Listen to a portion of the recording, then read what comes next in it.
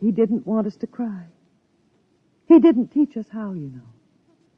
He said it was the worst thing that could happen, to know how to be lonely and unhappy. We weren't to know what death is. Perhaps it's just as well. You know about us, don't you? Yes, I know. I didn't think you knew yourself. The children don't. I have been aware for a long while. No one would have guessed. You're so perfect. He would have liked to hear you say that. He was so very proud of us. After a while, he came to love us, and at the end he took us as his real wife and children. He even forgot, sometimes, that he had made us. You gave him a great deal of comfort. Yes.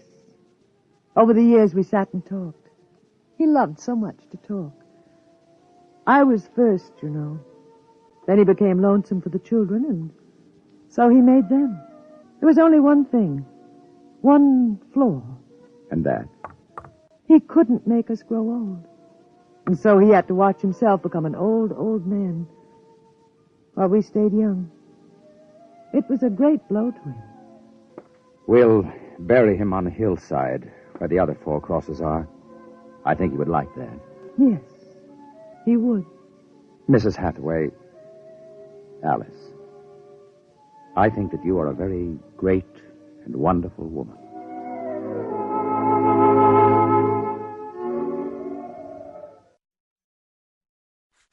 And so we commend the body of this man, John Hathaway, to his Maker. Ashes to ashes, dust to dust returneth. Amen. Come, John. Yes, Mother.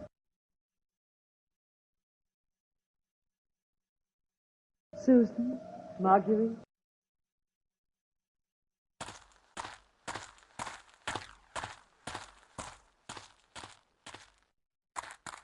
Evans, Williams, stay here a moment, please. What is it? Let them go back to the house. I want to speak to you. I know what you're going to tell us, Captain. I saw the names on the grave markers. Well? It's a mockery, a blasphemy of everything we believe in. For a man to do something so evil. Can't you imagine what he faced? Can't you imagine what it must have been like to have watched his wife and children die slowly of radiation burns? To know that he was the last man on the face of the earth. Alone. Eternally and unalterably alone. Good Lord, man. What would you have done if you'd had his medical and technical genius? I'll tell you. You'd have come back to your laboratory just as he did and tried to recapture all the wonderful things that they had been to you. You'd use all the power of your memory, all the accuracy of your fingers, and you'd try to put together, bit by bit, all those things that were wife, son, and daughter. It's incredible. So you suggest that we take them back, Captain? I don't know. We haven't enough space in the ship for that. Every ounce counts.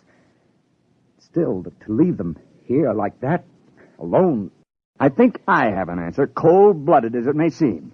Go on. I suggested we turn them off. Do you think I could do that? No, but I think I could. After all, they aren't human. They're worse than robots. They're ghoulish.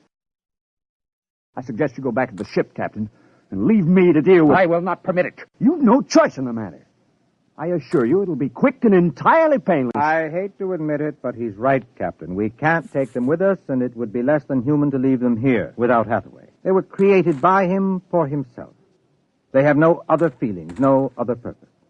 If you leave them, they'll go on year after year, night after night, talking, laughing, baking strawberry biscuits for no reason, not knowing who they are, why they exist.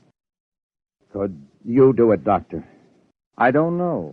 I've already offered to do it. No, I wouldn't want it to be you, Williams. You're sick. You have no feeling. If Dr. Evans here can do it, well, so be it. It's a difficult thing, Captain. Still, as you say, they aren't human. Logic is on your side. It isn't as if you were murdering someone. Well, give me the blast gun, William. We'll wait in the ship. Take off in half an hour. Half an hour.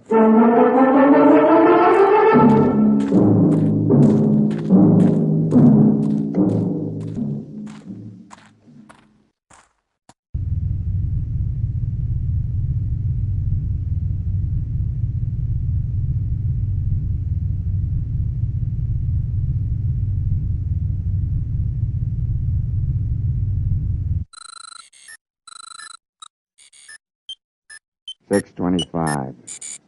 He should be back soon. Yes.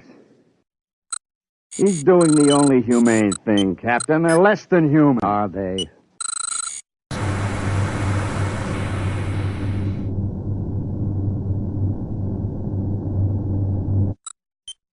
Well, it's done now. No one will ever... That's the airlock. He's back.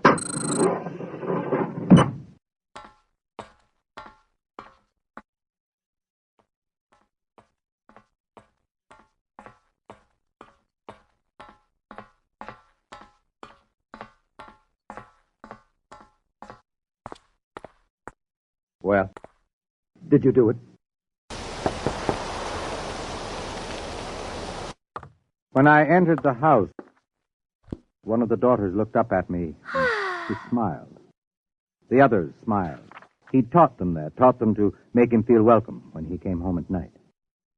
I knew that, and yet, well, I should have done it then. I might have, but she came in. The wife. She said something about sitting down for a cup of tea. She looked at me with those fine, intelligent eyes. I couldn't do it. It would be murder. Cold-blooded murder. I prayed you wouldn't be able to do it. There will never be anything as fine as they are, you know. Built to last 100, 200, perhaps 1,000 years. Well, get the course in the integrator, Williams. We'll take off in 20 minutes. I should be back by then. You're going out, sir? I'm going to say goodbye.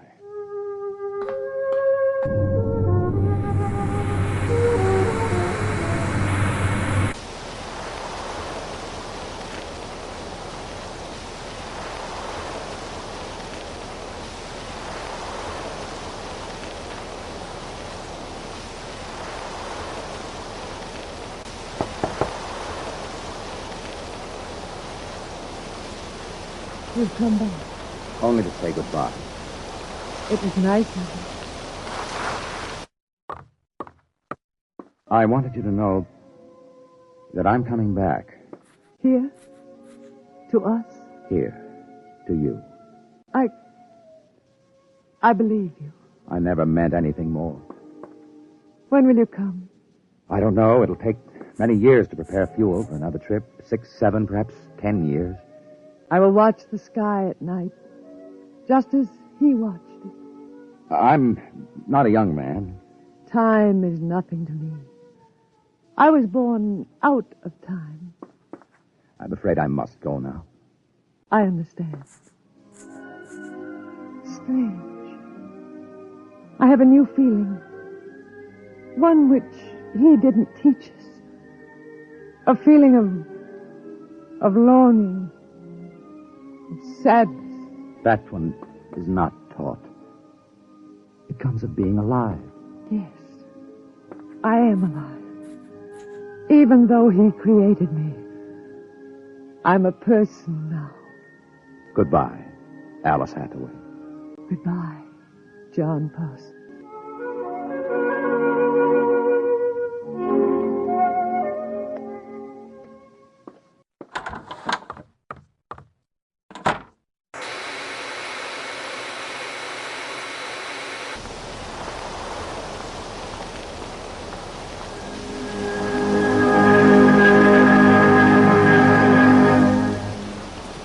You have just heard X-1, presented by the National Broadcasting Company in cooperation with Street and Smith, publishers of astounding science fiction. Tonight, by transcription, X-1 has brought you Dwellers in Silence, written by Ray Bradbury and adapted for radio by George Lefferts. Featured in the cast were Anne Seymour, Carl Weber, Theodore Osborne, Richard Hamilton, Edwin Jerome, and Stan Early. Your announcer, Fred Collins. X-1 was directed by Daniel Sutter and is an NBC Radio Network production.